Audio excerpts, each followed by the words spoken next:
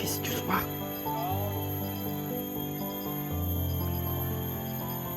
Takis Joshua tol.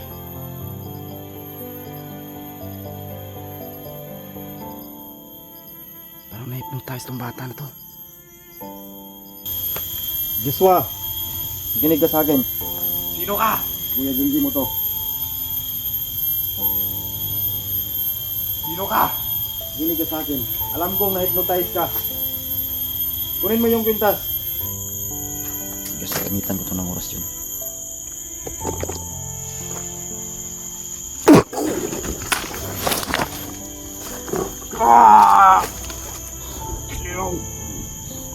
Suka ka lang dugo. Kuha na yung kwintas. Yun na. Kuha mo kwintas. Ambil na yung kwintas. Sige na. Joshua. Ayoko. Sige na. Sino ka? Ambil na yung kwintas. Ambil na yung kwintas. Sige na. Ambil na sukuha. Ambil na be. Ayoko.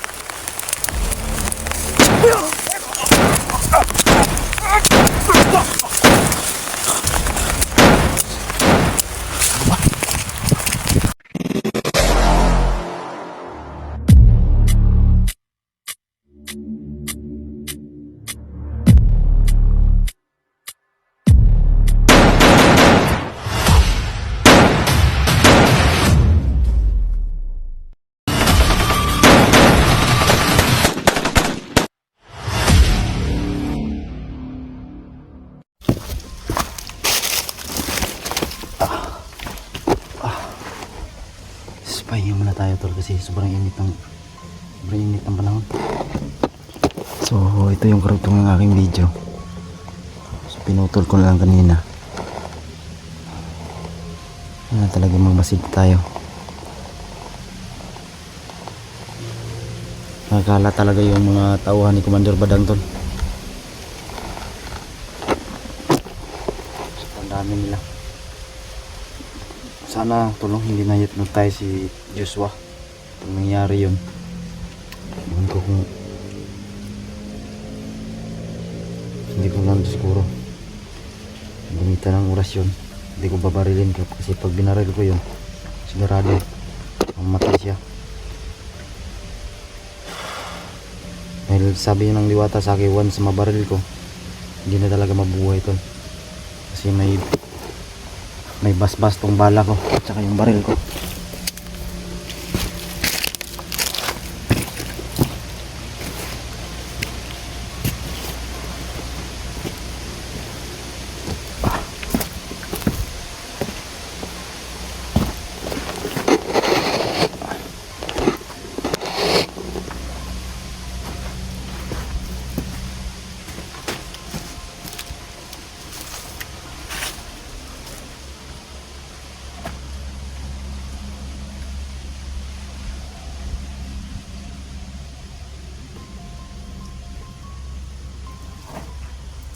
Tahimik naman yung lugar.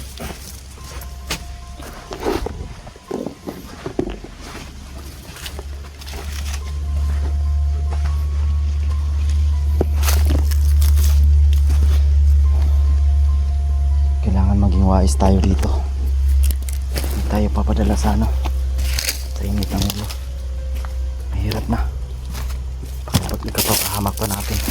Kaya yung bawat galaw ko ingatan talaga tol.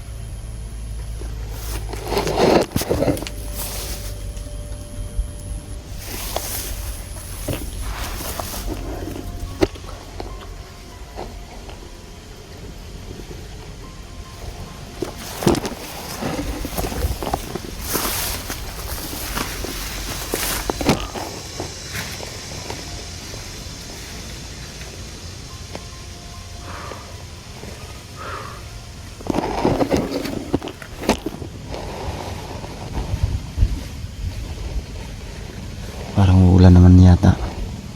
Kasi yung ulog ng hangin.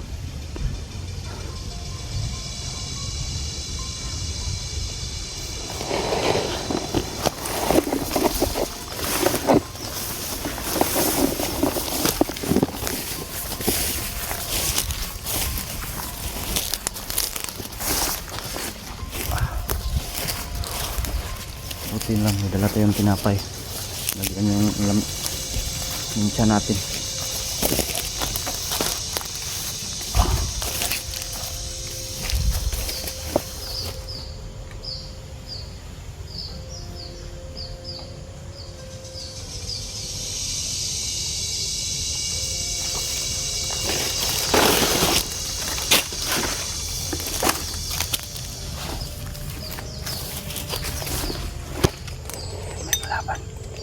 May laban sa unahan.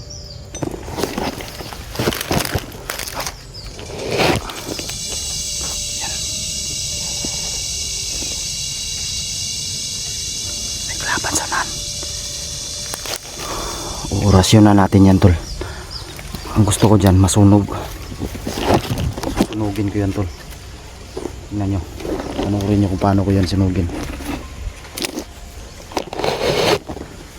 Napakalayo niyan pero kaya nating abutin yan.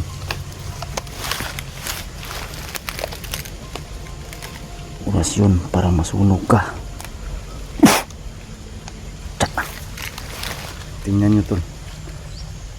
Masusunog yan.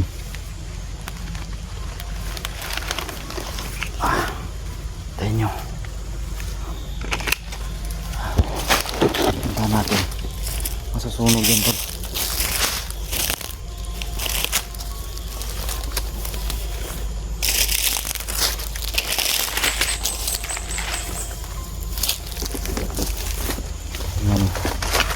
Yan o. Nasusunog.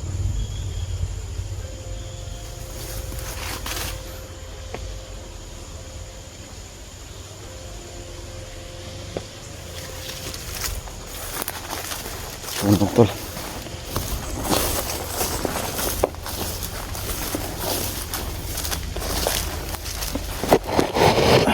Huwag lang natin ilapit yung camera kasi baka ma-restrict tayo ni YouTube.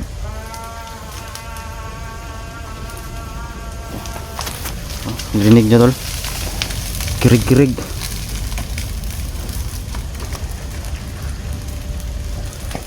Sumisigaw. Sumisigaw siya.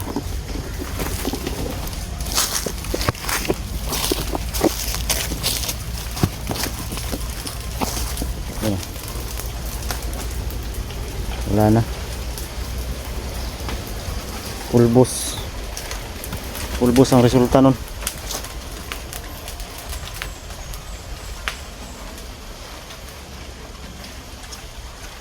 Delikado kasi pag lapit na yung camera, makasisira yung channel natin po. Alam nyo naman si YouTube, napaka-stricto. Kaya hindi lang natin nilapit yung camera. Yan, sunog.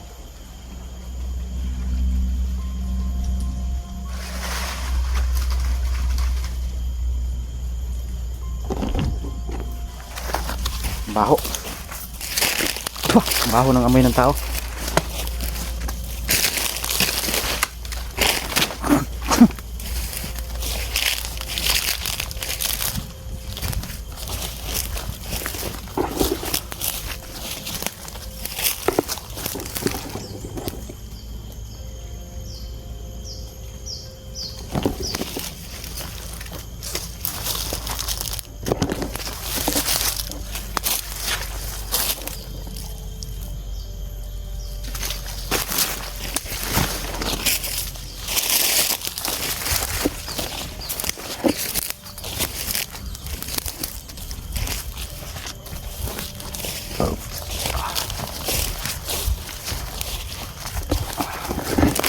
Yan natin yun.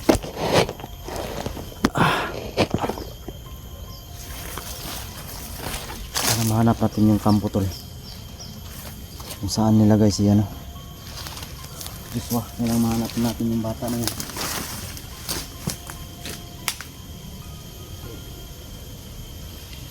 Ilang araw na din, no? Ang hindi ko rin alam tol, kung may pamilya ba yan si Joshua.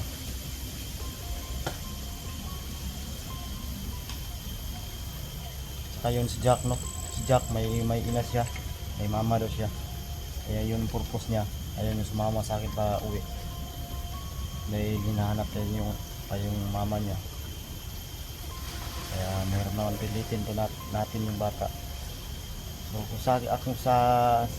kung ako lang padidesisyonin yun, ibaba ko siya talaga, sama ko siya. At bigyan natin ng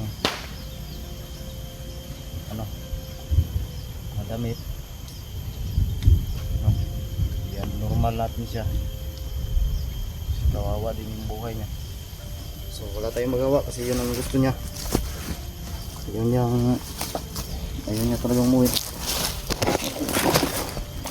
Ayan.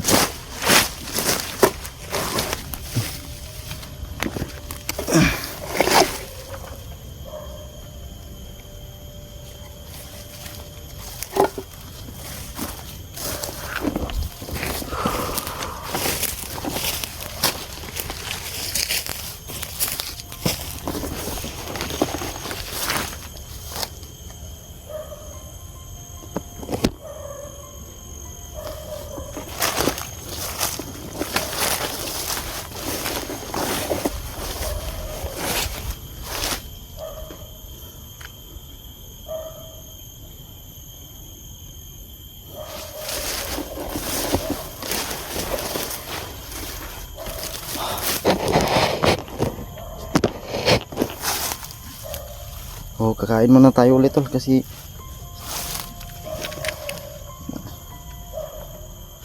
nagugutom talaga ako.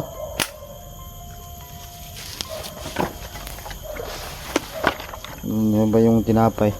May saging tayong nakita kaso kinain naman ng ibon. So useless pa rin.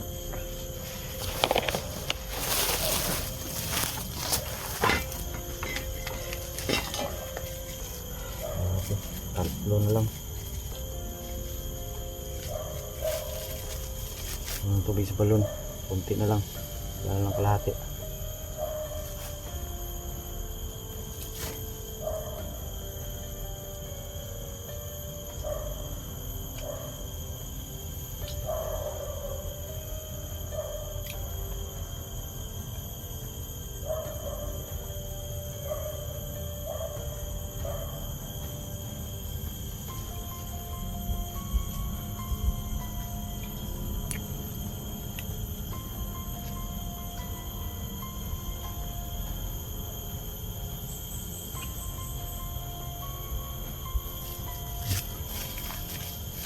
Gutom talaga. Ibang gutom.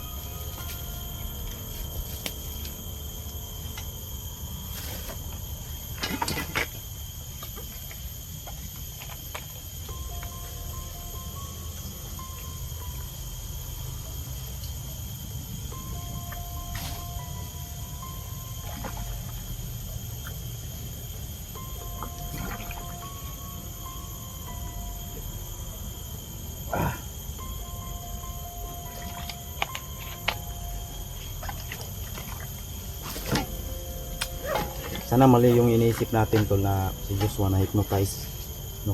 Kasi pag nangyari yun, napakadelikado talaga.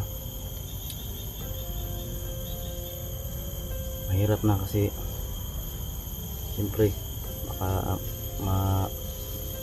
mahinaykan ako ba kung hindi matato hindi sura na jud kayo. Kailangan natin magtimpi, no? Ay, yun nga, utang ko yung buhay ko kay Joshua. So kailangan natin magtimpi. Sana hindi naman siguro yun kasi wala pong mangyari yun. Sana walang masamang mangyari sa kanya kung saan man siya ngayon. So andito naman ako, naghahanap sa kanya, hindi ko naman siya pinababayaan.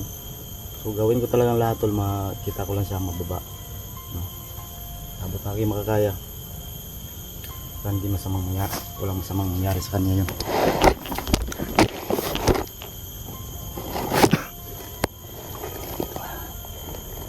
Masid muna tayo sa paligid.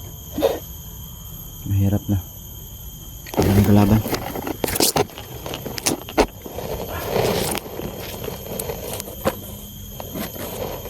So shout out nga pala sa inyo lahat mga tol, no? Mga supporters natin, no? Ang dami nyo. Shout out sa inyo lahat. Comment lang po kayo dyan. Bigyan nyo rin ako ng advice kung anong magandang gawin natin.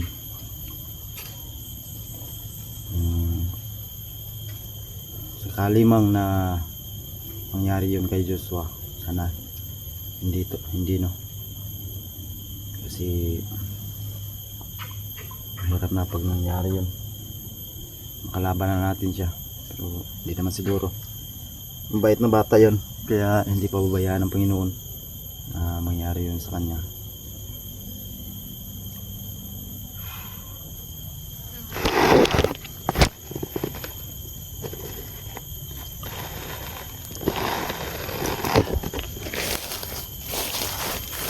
Tuloy tayo sa paglalakbay, sa paghanap sa bata.